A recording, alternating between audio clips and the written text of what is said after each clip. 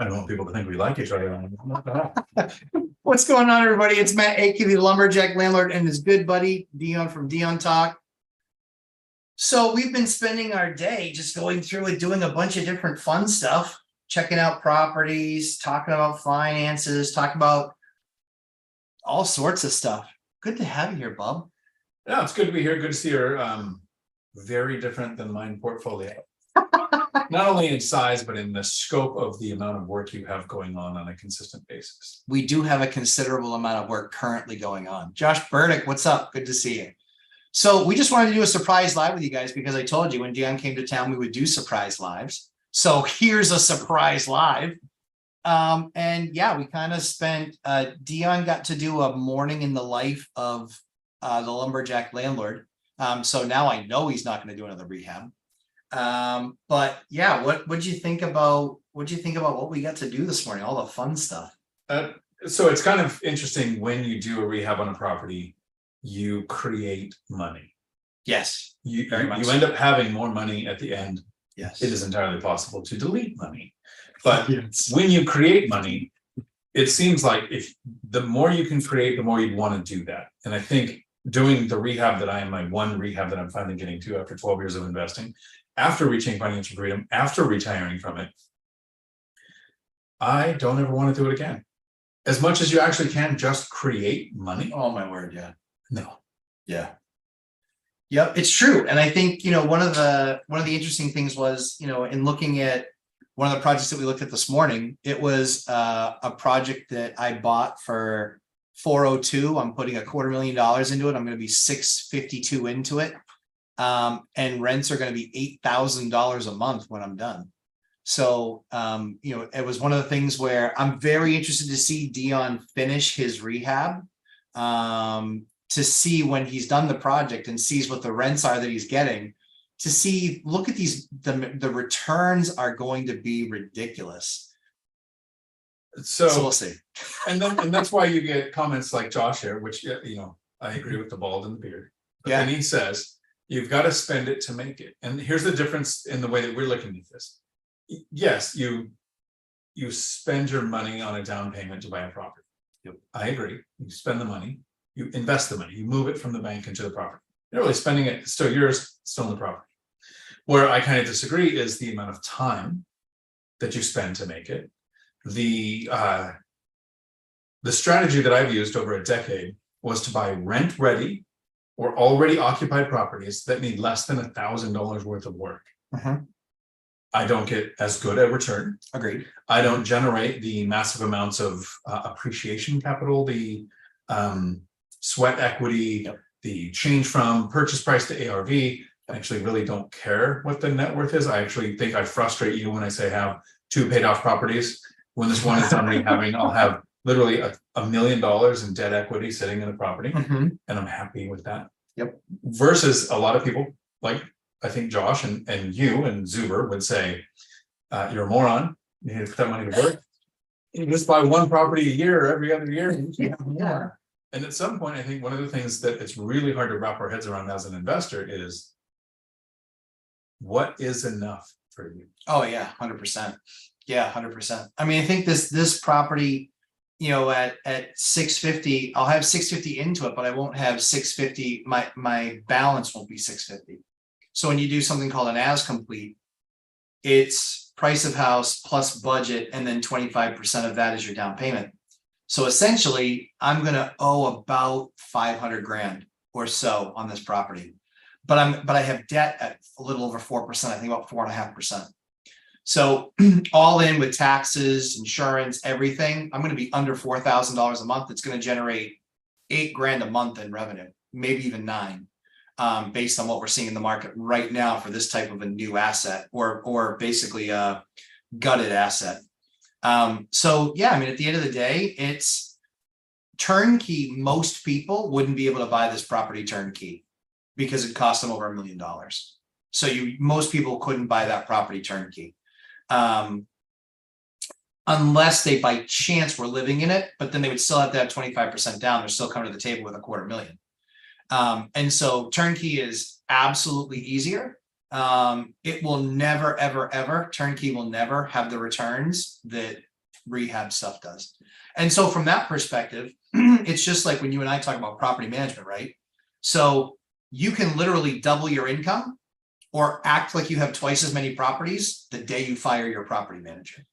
Yeah, that's one thing we probably could have brought up with Zuber when we were recording earlier. Should have. Is, but it's something, and that was the thing where you didn't used to have Section 8. Yeah, Mike and I kind of said, hey, as much as sometimes it can be a challenge, it's a diversification strategy. it is. Yeah. Zuber, investing at a distance, 2.5 hours away, has had property management. He's even said in Vegas, as he adds rentals, he might add property management or Yeah. might self-manage. Self-manage. Yeah. Because most people don't realize that your property manager makes more money than you do as the owner. Correct. On a property with a mortgage. If you have a paid off property, it's entirely possible that you might make more than your property manager. But most of us are investing with mortgages.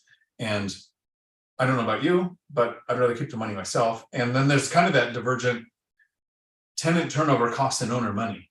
Right. Tenant turnover makes a property manager money. Right. So you're at different goals. We are. So there's a few reasons for that too. Yeah, we're diametrically opposed. Go ahead. No, I was also going to bring up, so here's a couple of questions that have come up recently, giving people a chance to get some questions into the chat, because that's kind of the purpose of the live streams. The first one was in active duty passive income today. Somebody asked a very sincere question. They said something like, I have a small multifamily that has this many units, or I have 12 units or 10 units, I forget the number. 4 or 6 of them are severely below market rents.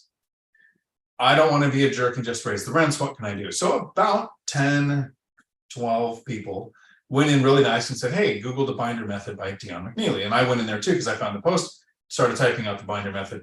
And then somebody jumps in because they're a genius and don't own any rentals. And they said, so I want to know how you feel about this. And in the chat, let me know how you feel about this too. They said, I don't understand why you would ever raise the rents unless your mortgage expenses went up, except for greed. So let's go over the list of reasons why raising the rents makes sense. Well, something simple like when you're living in that apartment and that roof that was supposed to last for 30 years lasted 30 years, but it was year number 30. And so you hadn't lived there for 30 years, but you're the unlucky tenant that's there. And so what does the landlord then do? Come to you and say, sorry, bad news, special assessment on your unit for rent and a special assessment because we have to replace the roof. I've got bad news. Your portion of the roof divided by 4, you owe me $7,000. No tenant in the history of mankind will ever pay that number. They will move out and they will leave. Number 2, they're not contractually bound to pay that amount of money. So they're not coming back for those either. So the first thing that I look at is the big maintenance items. You know, it's roofs that last 30 years, but when are you year 30? Are you year 5 or year 30?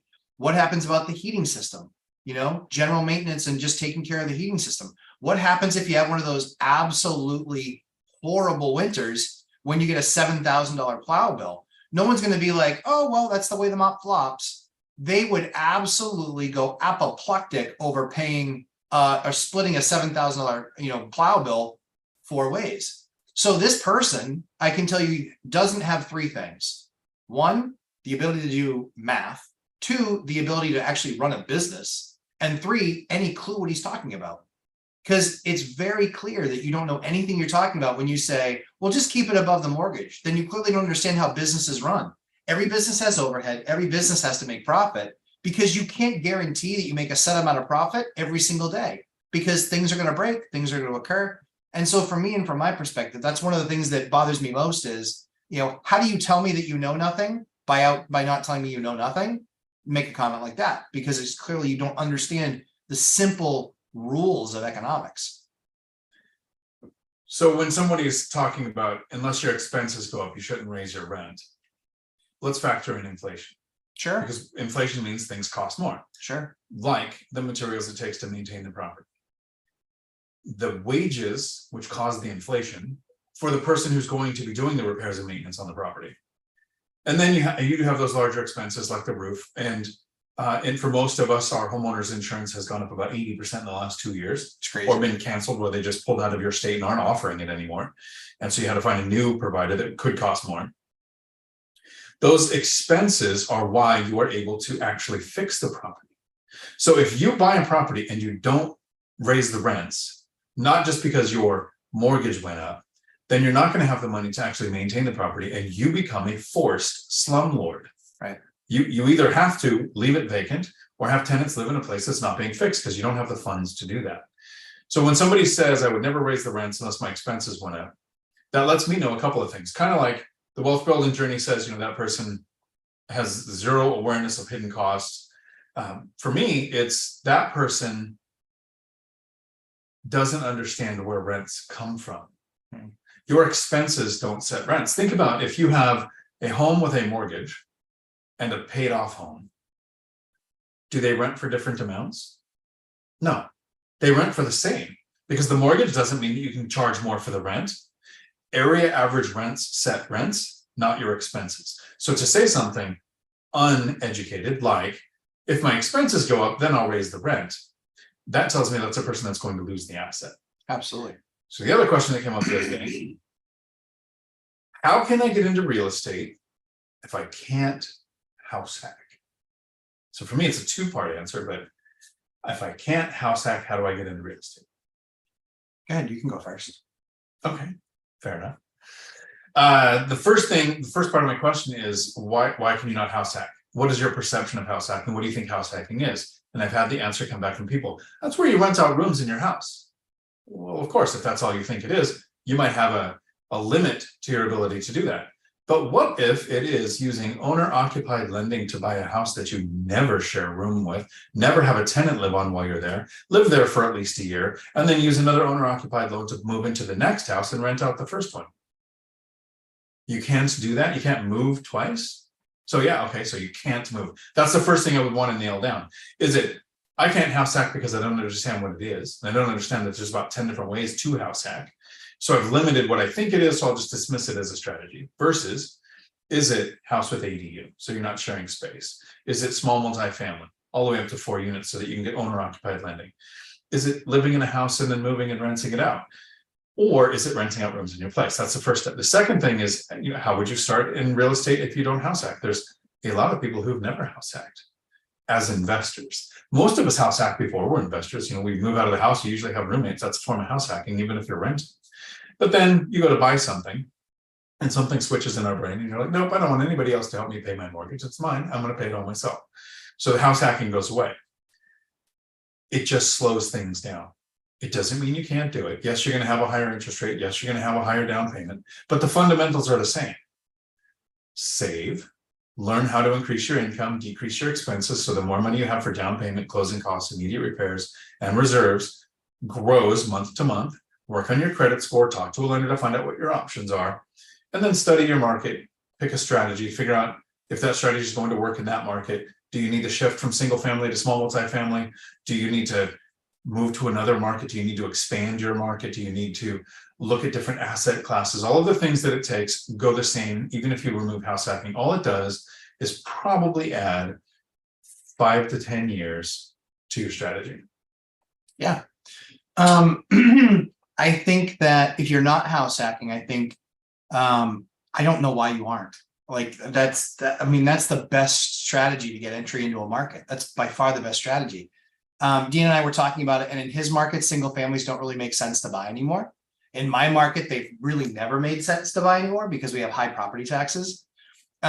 So it just doesn't make sense. And so if you want to enter into that market, what you have to do is you have to assess your market and understand, you want to look and see what the defense is giving you. What the defense and what the market's giving you is maybe industrial is really good where you are. Maybe storage is really good where you are. Maybe mobile parks are really good where you are. Maybe singles, tries, quads are really good with you where you are. Maybe singles are horrible and 2s, 3s, and 4s are great.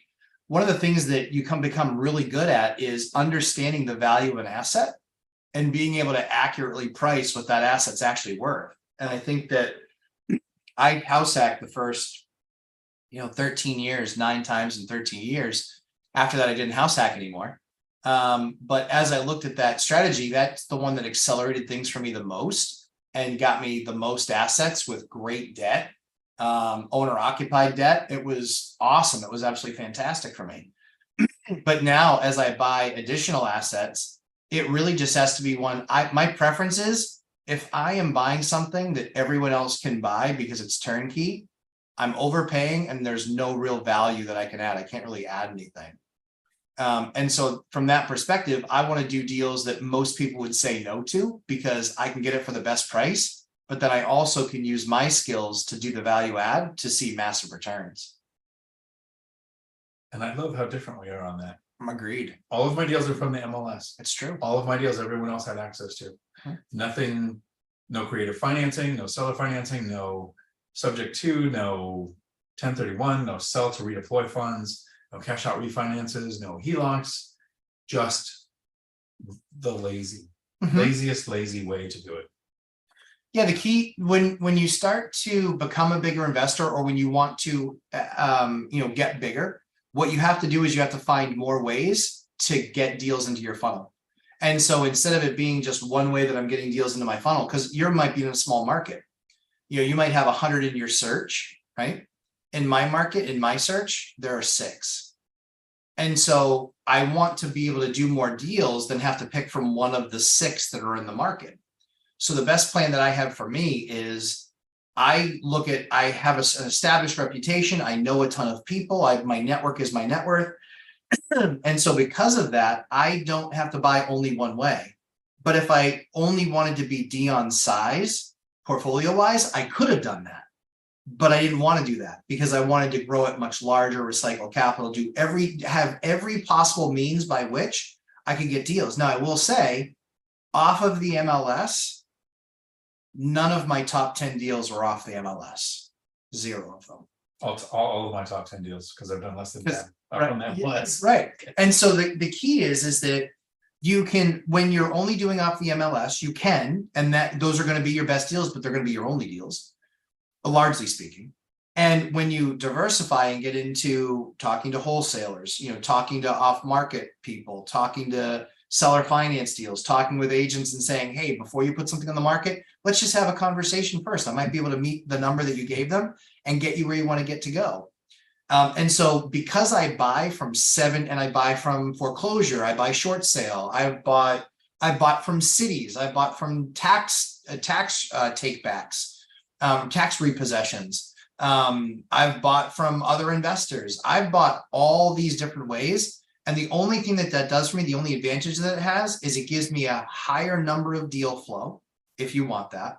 And likely it's going to get you a better deal. It will likely get you a deal that is not turnkey though. None of those deals are ever turnkey. If they were turnkey, they would have brought them to market.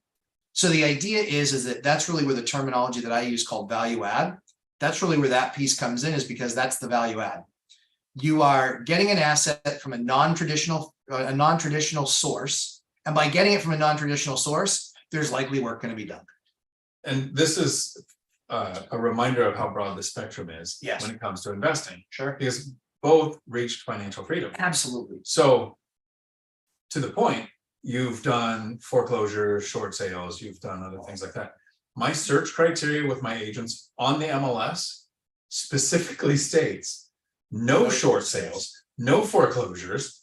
So not only are there some people watching going, oh, I've probably done most of mine through the MLS, I should probably check out those other things that Matt looked at. I have reasons why I don't want to do those. Sure. Chris Webb asks if I'm going to be driving through Virginia, and I went to school in America, so I have to figure out where's Virginia from here. Virginia's way south of here. It's probably some 14 hours. Probably not on this trip. I'm mostly up in the Bostonian. Boston North is Boston where he North. really is. Yeah. There you go. Where's Waldo? Another time though. I want to come see Dividend Dave. I've got friends that live in Florida, so I will probably be there in the future. Andy says, Deanna, Matt, since you self-manage, do you share your personal mobile number with your tenants, or do you have a proxy like Google Voice or eSIM card?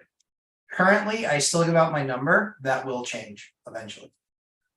There are approximately 15,000 students at the truck driving school that have my cell phone number because it was posted on the wall for a decade.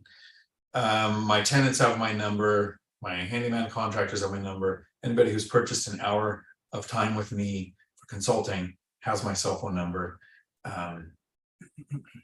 when it comes to your tenants having your number, to me, what matters most is the education phase with the tenants. There are 3 words that I tell the tenant, this is when you can call me, right? So trying to think if I've ever been called by a tenant. Stop it. You've been called by a tenant. Called? Called? You've been called by a tenant. In 12 years? Come on. Ah, Stop. You've been called by a tenant. texted. You've been called by a tenant. No, I have to. Had you been called by a tenant. And if not, it's your memory. It's probably honestly, I don't remember ever being called by a tenant. I do remember being texted and having to go to one tenant and educate, it was a young couple, on the 3 words of this is when you can call. Then if you can't call, it should be a text, but they were texting too much. And then I said, this is how this is handled, because now they have Handyman's direct contact info. Sure. Handyman is the one that reaches out to me when I'm needed. And anytime it sounds like it's going to be important, I move it to email. So even with all of that many people having my phone, I don't feel overwhelmed with texts. Yeah. I think I get more texts from Lumberjack Landlord and Millennial Mike than all of the other people that have my number combined. If you can't have people calling, I guess the Google Voice is cool because it basically change tells it, you, right. well, it basically tells you who's calling.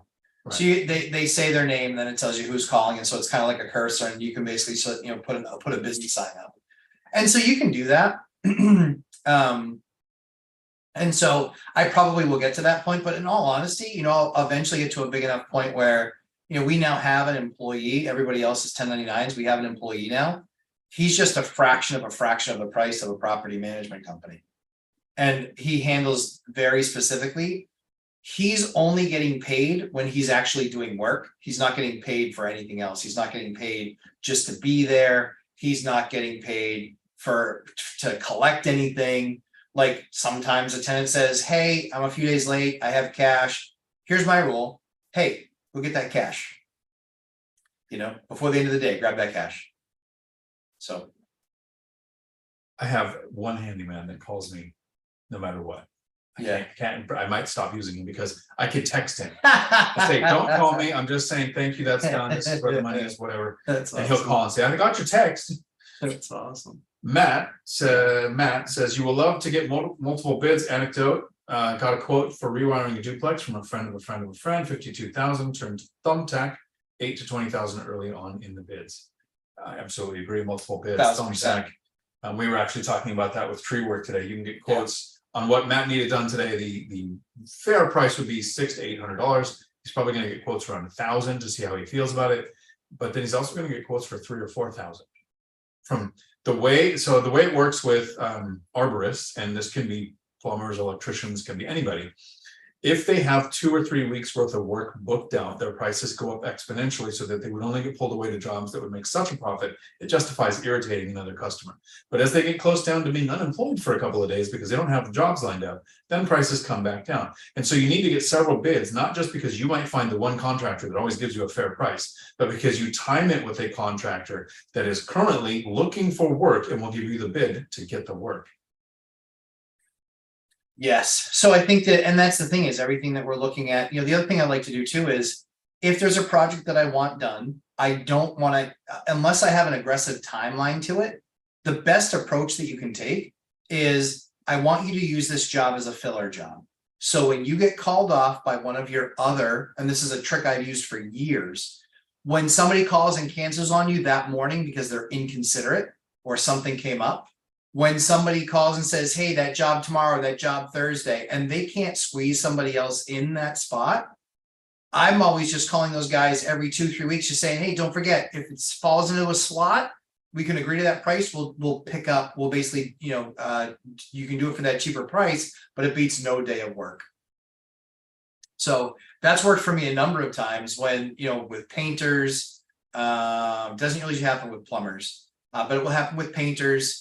It actually did happen with a plumber this summer where he was just like, hey, I know you want to do some of those heat systems. I've got a week next week. It looks pretty light. I can get that heating system swapped out. So we did 3 heating systems this summer.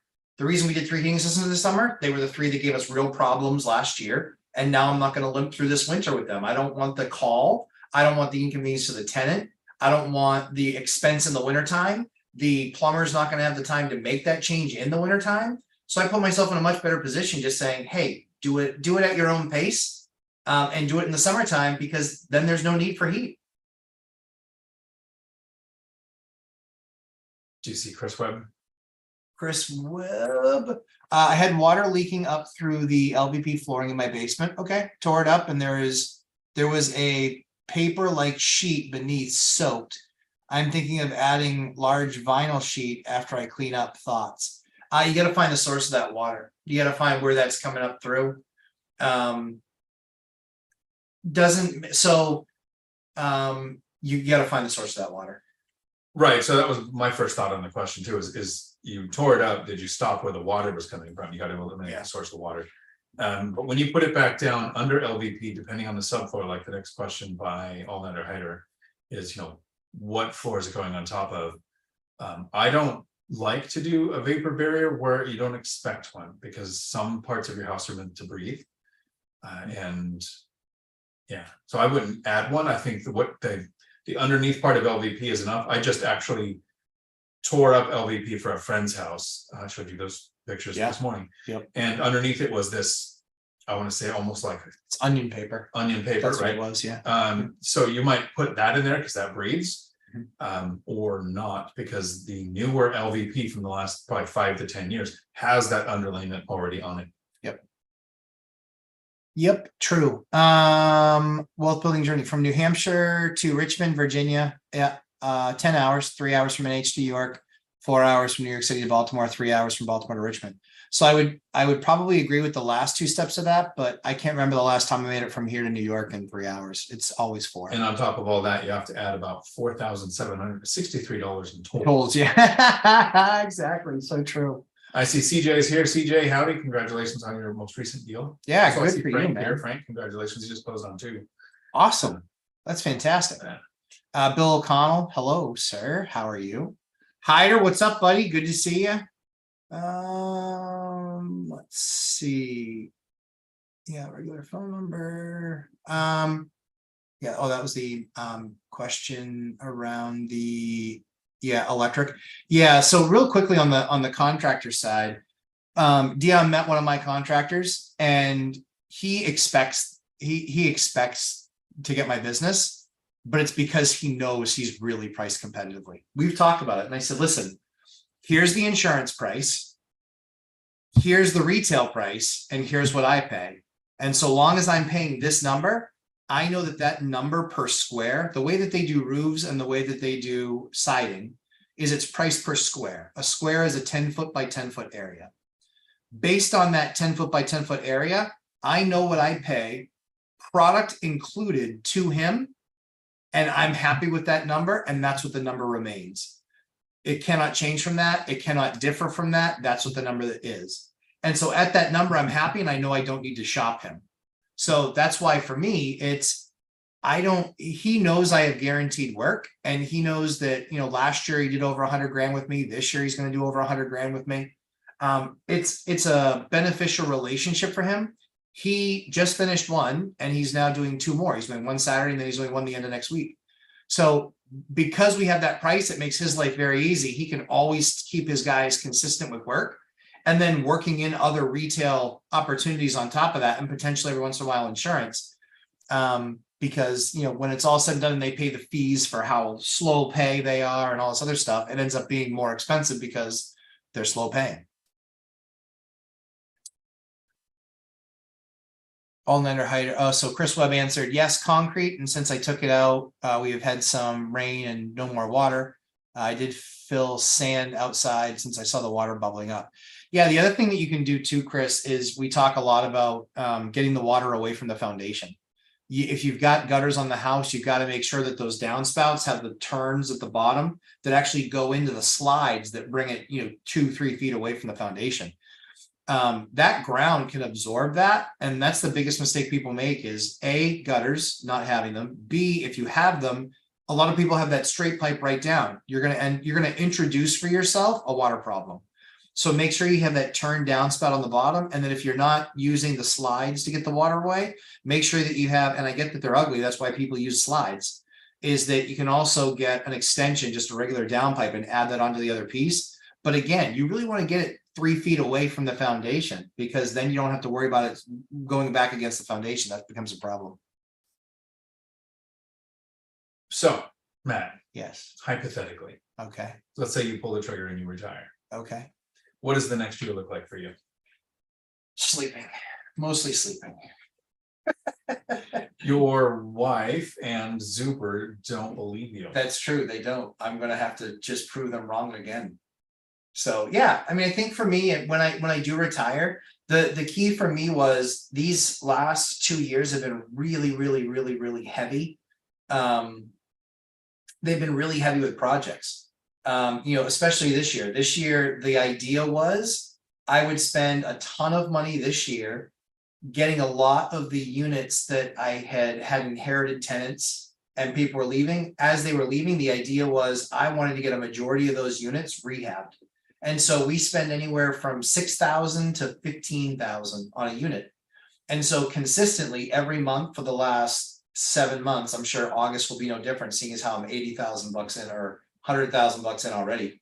So through August, we've spent $100,000 a month on rehabs, 100 grand a month.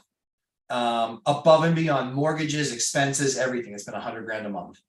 And so when we're doing things to that level, the idea again for us is I don't have to touch that property again for 10 years. And that's kind of where I want to get to. So when I do retire, a majority of those big projects, roofs, heating systems, et cetera, kind of like what you went through when you were on your last trip where you had 3 water heaters and 1 refrigerator, or 3 water heaters and 2 refrigerators.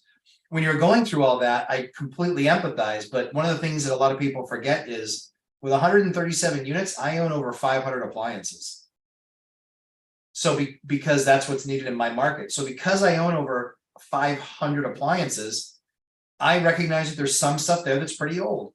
And so now is the time to, go through that process and not have to go through a $300 repair when I can buy a fridge for $1,200 and I'm good for a decade. Like, I'm just better off starting that process now.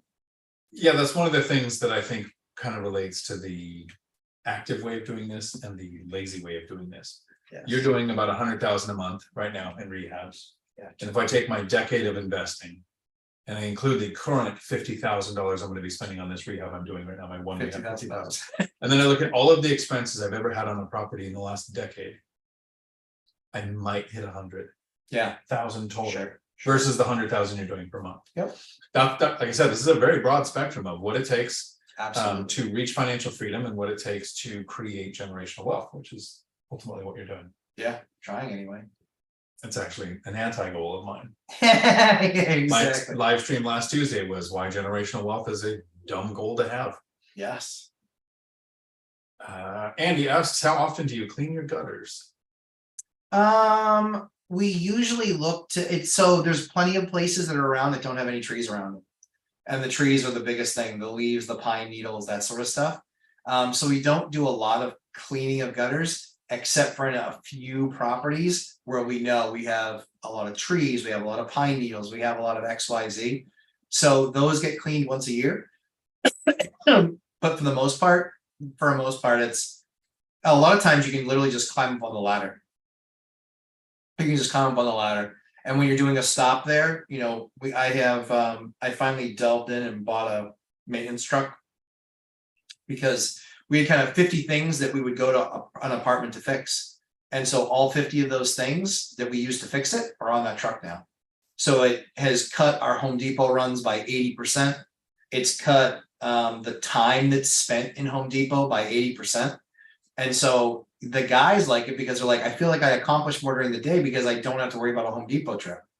9 times out of 10, it's on the truck.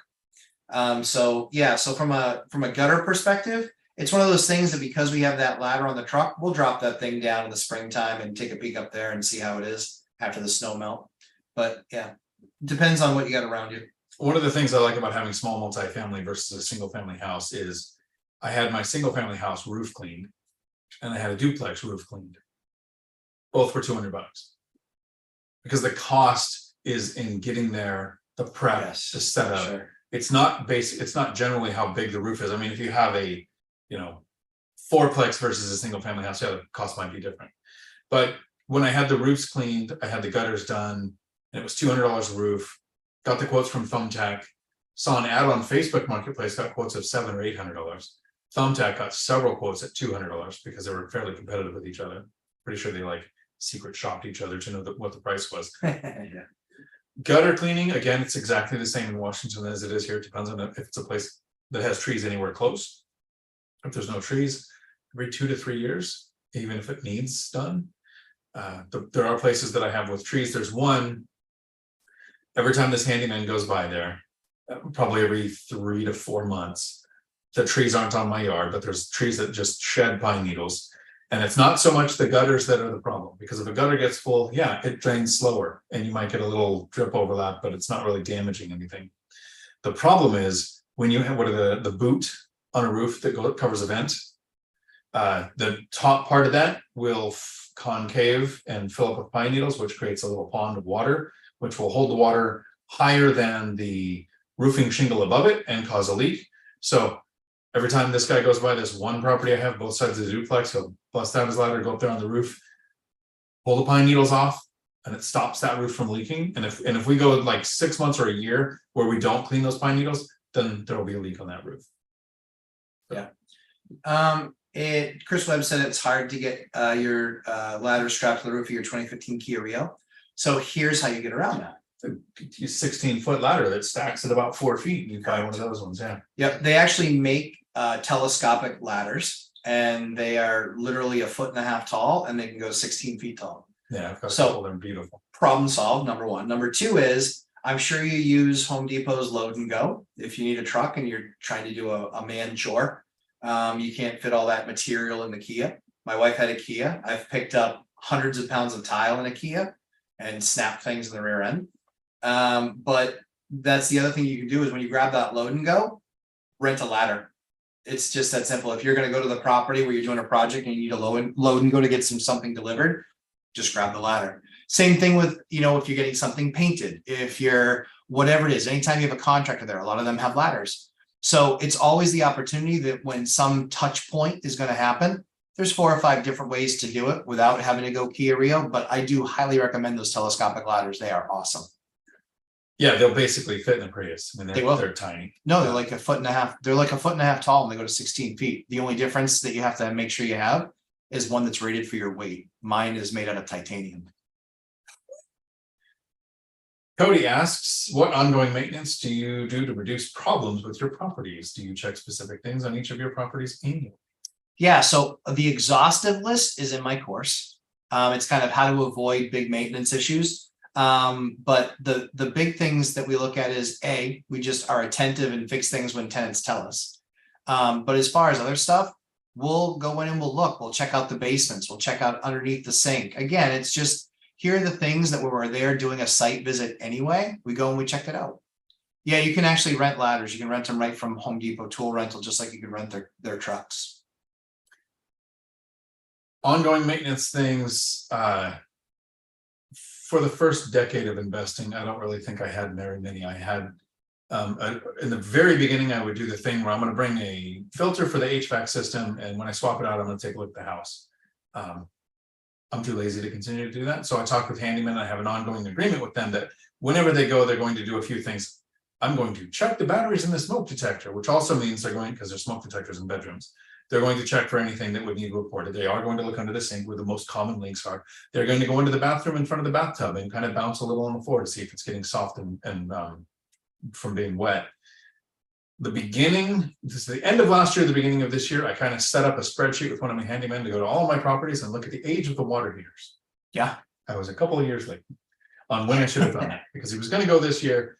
And until this year, I don't think I'd ever replaced a water heater. Maybe one. I had a water heater this year that went out that was put in 1991.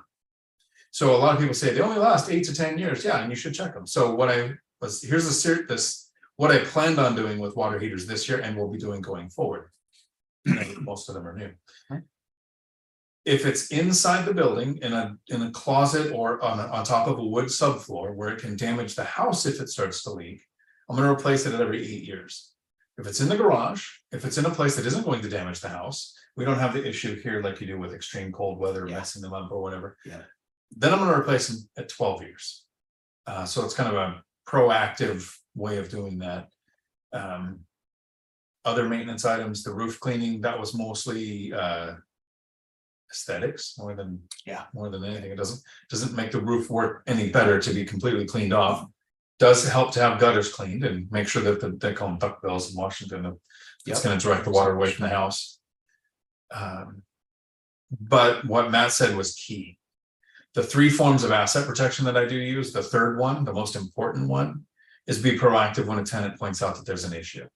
If check banisters, check carpet on stairs, check your decks, anything where there's a safety issue, not so much appliances or water heaters or anything like that, but something where somebody can get injured, that should be checked regularly, especially if you're in a wet state. Yeah, one of the things to consider too, and this is one of the things I teach in my course, is insourcing property management.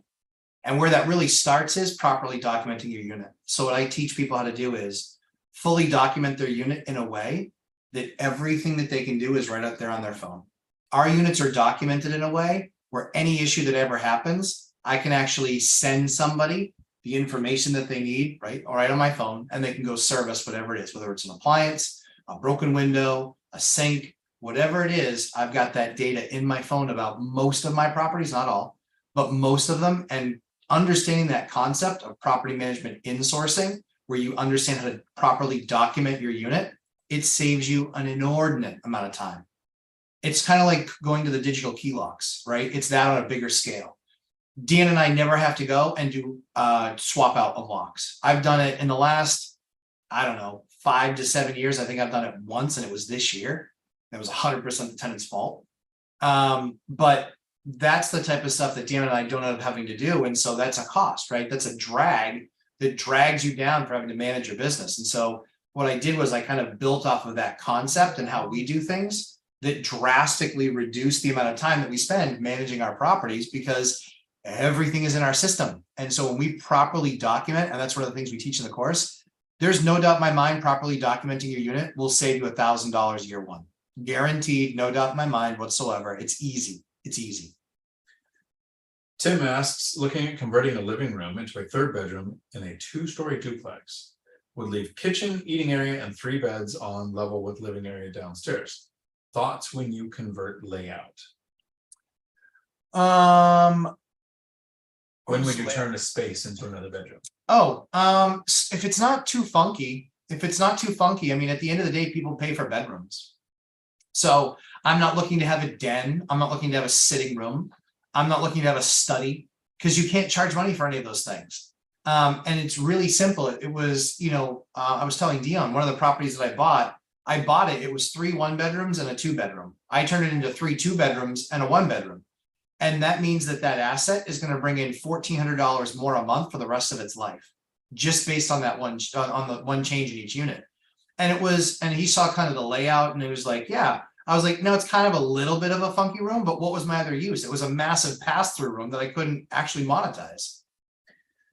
So with me, it's also the layout. How funky is it? What will it look like? It's, there's no space but bedrooms and kitchen. Yeah, there might be some. I've got my 4-plex. I haven't figured out how to do the 3rd bedrooms in there yet, but I purchased a duplex. Each side had a den. So it was a 2-bedroom each side. That den, each side got a wall added with a light switch and a door. Framing it out was a couple $1,000. Then drywall, texture, paint, mudding, everything. All of it was less than $5,000. So rents went from $1,460 to $2,000 each side because of the 3rd bedroom. Definitely worth it. If the return on investment makes it make sense. There are times where people think it might make sense to add a bathroom instead of adding another bedroom. And you're talking about wet wall, drain, things that can cost more money than just adding a wall or making sure that there's closet space for it to qualify as a bedroom. The thing to consider if you do look at the layout and convert a family room, dining, den or bonus room into a bedroom, does it actually qualify as a bedroom? Is there 2 ways in and out? Does it have a source of air, source of heat, source of cool in some areas, source of power, have closet space? But you also want to think, are you on septic or are you on sewer? If you're on sewer, it's a lot easier to have it done completely legally to where when you go to sell, that is actually a bedroom on the county records. Versus if you have septic, a lot of septic systems are limited to the number of bedrooms that can be tied to it. And so you can limit yourself there to where when you do go to sell, even though you have a third bedroom there now, the appraiser isn't going to see it that way. And then it's just going to be space, not living space, not a bedroom.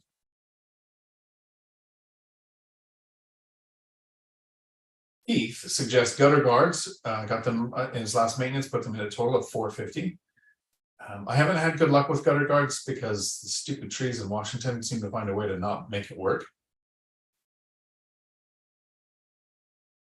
All Nighter Hider suggests doing a drone for inspections and tools as an inspection tool, just an expensive toy the rest of the time.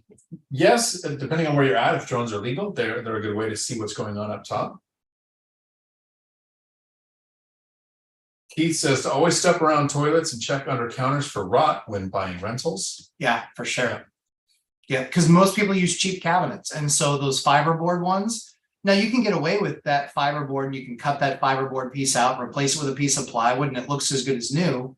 And you can do that, and that doesn't mean you just have to rip out the kitchen. However, it's something you should absolutely take the opportunity to ding them for. Absolutely. CJ says bringing your business into the 21st century is 100% worth it and such a time saver. All tenant info is on a Google Sheet. Pre-screening is in a Google Sheet. All properties are documented on Google Drive. Good strategy. I have a leather binder and still do the in writing. I've had good luck with that. I do need to spreadsheet a few things. I spreadsheet expenses per the spreadsheet that my CPA and me put together based on what they were going to need. Frank Contreras has a question from Matt. Do you know approximately when your next course class will be starting? Thank you.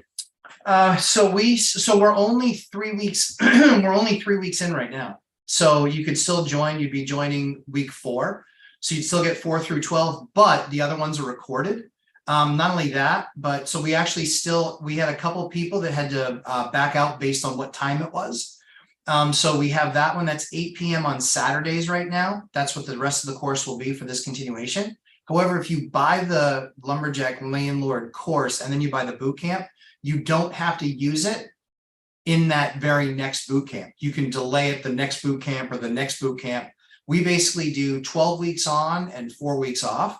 And so we're not holding people letter of the law right now to people that buy that to people that buy the boot camp. So we're not holding people to the letter of the law like you have to use it right when you buy that. So we're not doing that. So we have some people that bought it and said, I have the money now, I want to do it now. And then they're actually going to add, they're going to do it either the next go around or the following go around. Because I like to move the time around because you cannot make 17 people happy all the time. So it's a sacrifice for some, and then some purely just can't make it. So we've done one at 1:30 on Sundays. We've done it at 8 p.m. on Saturdays. We could do it, a late night during the week. We've always got those options. What I'm always searching for is what's best for everybody else. For me, it's not about my schedule, truthfully, it's about everybody else's schedule.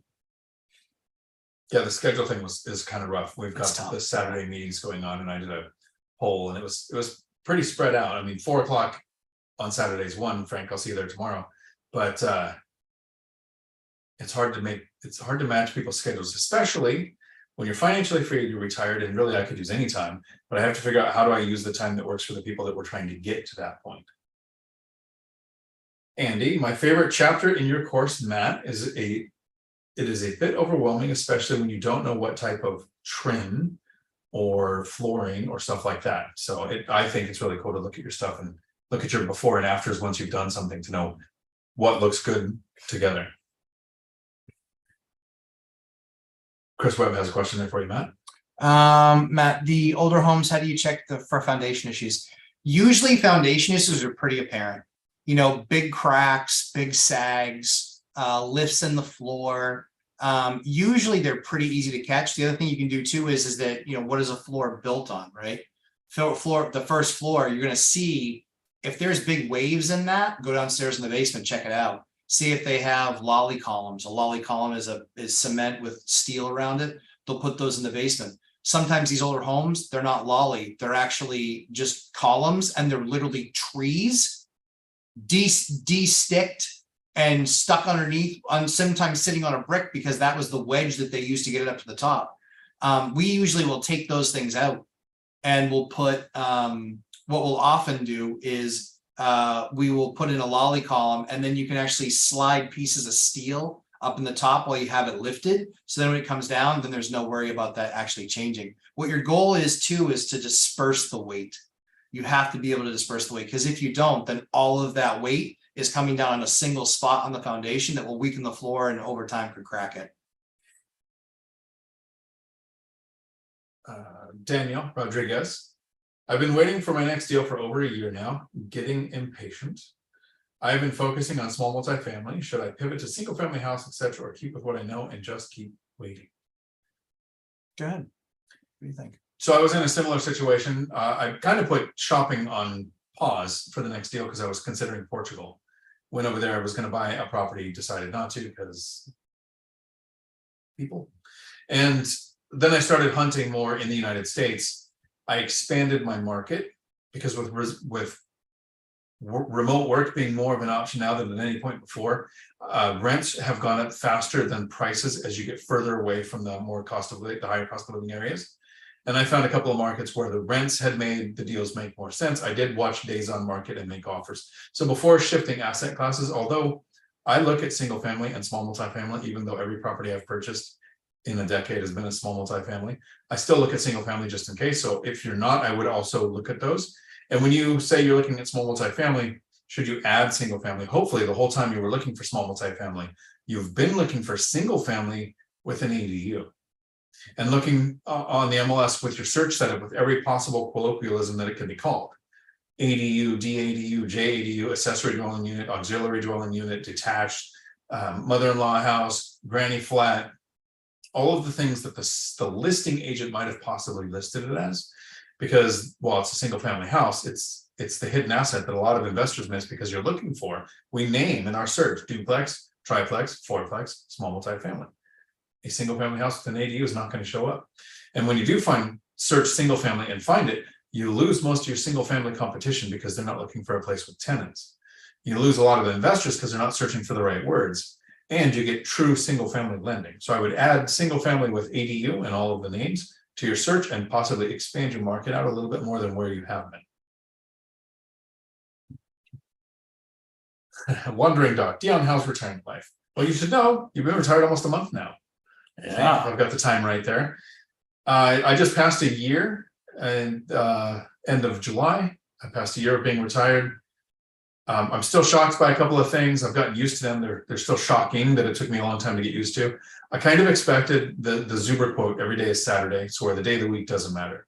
What I didn't expect is the time of day doesn't matter. I never know if right now, I don't know if it's 10 in the morning or 7 at night. Don't care. I don't have a sleep pattern. I don't sleep at night. I take a nap most of the time. It usually ends up being at night. I take a nap during the day. This absolute separation from the clock that everyone else is trapped in starts with Monday through Friday, but then ends with 8 to 10 hours a day that the average person has to spend their time for someone else to get that income to have the life that they want. That's been the biggest adjustment. And learning how to spend. Challenge. CB Rens, as you're trying to grow your unit count, how do you decide the maximum amount to save in maintenance and repair fund before using extra for the next rental property? So that's a great question. The only formula, in all honesty, that I can use is I used to stack the 8 to 10%, but then I realized that I had just way too much in reserves. Every year I was able to basically save up and buy something else with a deposit. And so the challenge when you do that, the challenge that you have is that you get into the position where you might be hampering your growth. And so for us, I kind of got to the point where it was like, okay, if we had a furnace go, a roof go, and 2 water heaters and 3 appliances, I need to know that I can pay for that right away. Now, when you have a credit card, you can pay for that right away, and then you can pay it off over time, $0 balance, all that other stuff. However, right now we kind of keep like a $50,000. Now we fixed most of our problems on a cash flow, but we keep a $50,000 kind of fund ready and available in case something's completely out of left field and for some reason we don't have the funding there. However, largely speaking, we just do it out of cash flow. So for me, how much do you set aside for repairs, maintenance, and vacancy has 3 elements. The first one is while you're scaling, you want to make sure that each asset would perform on its own. So what I do is I make sure when I'm running the numbers on the property, if I set aside 15% for repairs, maintenance and vacancy, would this give me the return that I need? Good. So I'm making sure I'm buying my properties right. Second is what's the size of my portfolio? So when I had 7 units or less, my reserve, I wanted about $10,000 so that I can handle a garage door, a water heater, a vacancy. Once I had over more than 7 units, I figured more than one thing can happen at the same time, more likely to. So I raised that from 10,000 to 30,000. I thought anything above 10, when I was smaller, anything above 30 needed to be put to work to buy the next property. When I retired, I raised that to 50 because I didn't have the stability of the W-2 income. So 50,000 mean that I have the same number. That's the scorched earth amount of money that doesn't get touched. What's really important is that 15% of repairs, maintenance, and vacancy that you have coming in when that account is full doesn't go to fund your lifestyle. Because then when you have repairs, you have to give up something from your lifestyle to pay for the repair. I like the way you said it is, how much do you know to save versus how much to invest in the next deal? So when that account is full at 50,000, the money above that doesn't go to me, it goes to the investing account for the next deal. Did she wake up? No, I have a work call. Okay. I would have one too, but my portfolio is too small to make me need one. Cody Evers, since we will be going to Vegas soon, what's your go-to game? I don't know. It's really weird that Matt likes Vegas so much, and I don't know that he gambles. For me, it's Texas Hold'em. I can get thrown out of any 21 card room using the Hoyle card counting system. Good enough to count cards, not good enough to do it and not be obvious. All-nighter hider, since I've read Beat the Dealer, Blackjack, see you there. Do you do the positive negative count? Wanting a 6-deck shoe? That was my thing. Chris, it's nice to see you on the live again too. Past few months on my W-2, rehabbing my new house hack. Lowered my living expenses by 300 and added 2 more units. Awesome. Andy, when looking at a market, could seeing companies building residential properties in an area be a good sign of projected growth in population? So projected growth in population, you're wondering if their study of the market was as good as what you would want the data to show for you. The main thing that happens when somebody adds rentals is new builds generally don't make money for 5 to 10 years, and new builds have to charge a rent premium. So anytime there's new builds going in next to my properties, I just watch the rents go up over the next couple of years, because area average rents set rents. Tenants don't care about square footage. Tenants don't care about age of. I have tenants in a 1921 paying the same or more than in a 1992. Like, they can't tell the difference. Brand new, maybe they'll get a little more, but that property owner of the brand new property isn't making money. So I don't know that it's so much of an indicator of population growth, but I do think it's an indicator that rents are going to spike.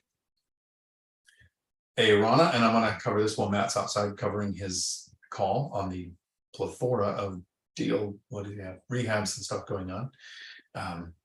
Hey, Rana, howdy, and Lumberjack. Does it make sense to pay more for a small multifamily in a great area of Nashua?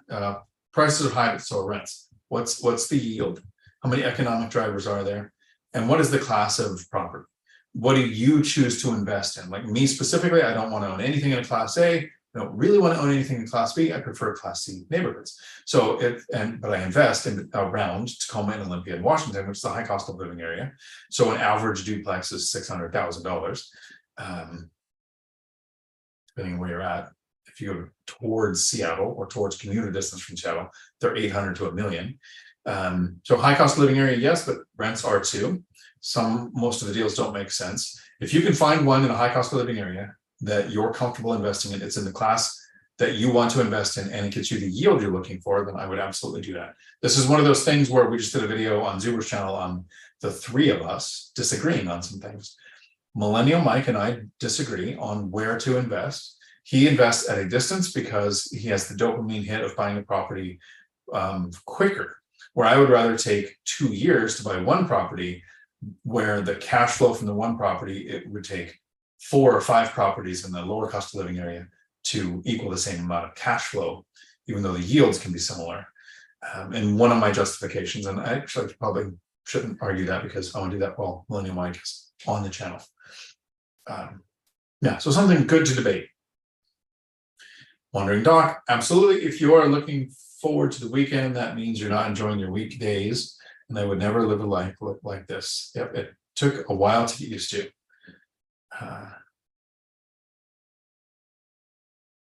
See, I'll let Hyder putting stuff here. John, 50s, 60s, and 70 homes here on cinder blocks. Yeah. Yeah, the best thing though, if you're in an area and you see foundation issues, so there's some comments here on, you know, being on cinder blocks, support beams, with still bark on them. Matt talking about trees holding up, supporting it. In your area, find the contractor that specializes on foundation work. Because the big gray fear that happens when people hear, oh, the floor is uneven, there's foundation work. It's, I wonder if I should share those deals. I shared it in the course. So a 4-inch deflection in a 10-foot span was $500 to fix.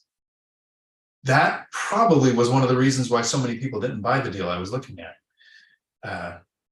Yes, some foundation issues can be a major problem, but some can be very simple, very easy to fix if you find the contractor that's their specialty.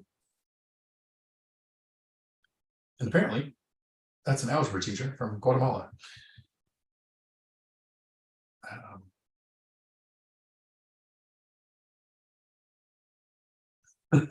Keith, the only way I know what day it is my 28-day pillbox. I don't usually know what day it is. I know if it's Tuesdays because I'm doing a live stream and there's a post-it on my screen saying it's Tuesday, dummy. You're on a live stream. And now I know where I'm at because I'm in Matt's house. So I know it's probably not Tuesday. Michelle Meyer says, what a treat. There's 2 of us here. This is Matt. It's like my 6-foot invisible rabbit, Harry. He'll be back. I think he's wrapping up his call. All-nighter hider, yes sir, he does, although I actually suck at counting cards. Slow mind versus fast game. It's repetition and practice. Just throw out flops over and over and over until your brain starts to pick up what happens when you see a 2 to 8 versus what happens when you see a face card, and you'll start getting the count in your head without knowing the actual number, and you will start to automatically make larger bets when it's the right time. And that's when the pit boss will go, haha, you need to leave again. Okay, I think we're about wrapped up there, unless there's any questions coming in. Not sure how long that's going to be. We are going to be here. My intention is to also weasel my way into Matt's live stream on Sunday. So Sunday morning, 8:30 Pacific, 11:30 Eastern. We will see you here in the next live stream. I'm going to go 1 more minute just to make sure. But it's a good time to take over Matt's channel and do something that would get him in trouble. But I think I'll be good. Andy, what strategy did you use to sell things in WoW back in the okay, good. So we're at the very end, the tail wrapping up, we can kind of veer off of real estate. So the strategy, my first strategy was Ultima Online. I was an online realtor. I would find either the space for a house or a house that somebody didn't know what it was, buy it for in-game currency, and then sell it on eBay for ridiculous amounts. My best deal was in-game currency, probably would have equaled $100 or $150. Sold the castle on eBay for $1,400. When it came to World of Warcraft, I was even lazier than lazy. I used my kids as slave labor. They played World of Warcraft and gathered resources, and as long as they did that for an hour, then they could play the game as long as they want, which was my way of getting them to learn how to type. But then I would take the resources that they gathered and sell them for in-game currency, which I sold to at the time, I don't know if it was racist or not, but farming sites that basically sold gold to people in the game. I was the cause for the broken in-game currency. And it on average got me $300 to $500 a month that I stacked into the first purchase of that first rental. Wealth building journey. So here's some good advice. Counting cards is a valuable skill. I totally agree. fool the pit boss by ordering 2 drinks. That's a good strategy. You want them to think you're getting inebriated, because then you're more likely to part with your money. Awesome. We're gonna wrap up there. Until the next time I can steal Matt's channel and have a video all by myself. Thanks for coming to our Dion and Matt talk.